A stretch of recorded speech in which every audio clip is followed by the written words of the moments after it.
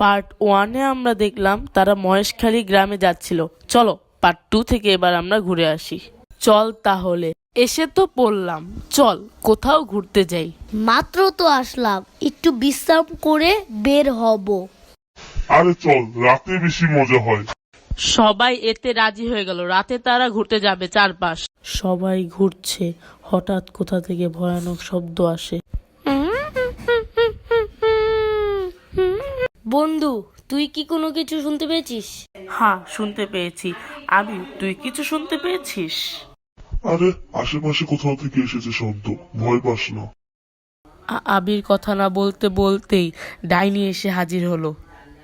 এই, এ তো ডাইনি। আমি তোদের খাবো, তোদের মতো মানুষদের জন্য আজ আমার এই অবস্থা। তুমি আমাদের সবকিছু খুলে বলো, আমি ওদের শাস্তি পাবো। এই গ্রামের চেয়ারম্যান এই ছেলে আমাকে ধর্ষণ করেছে, এরা আমাকে মেরে রাস্তায় পুড়িয়ে ফেলেছে। আমরা তার বাড়িতে পুলিশ নিয়ে যাব, তুমি কিছু চিন্তা করো না। এই, কোথায় আপনার ছেলে?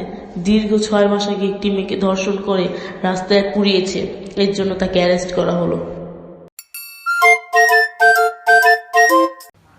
হ্যালো গাইস, এই ভিডিওতে 300 ভিউ এবং 10টি লাইক হয়, তাহলে আমরা কমেডি ভিডিও নিয়ে আসবো। তো আজকের মতো এই পর্যন্তই, টাটা। টাটা।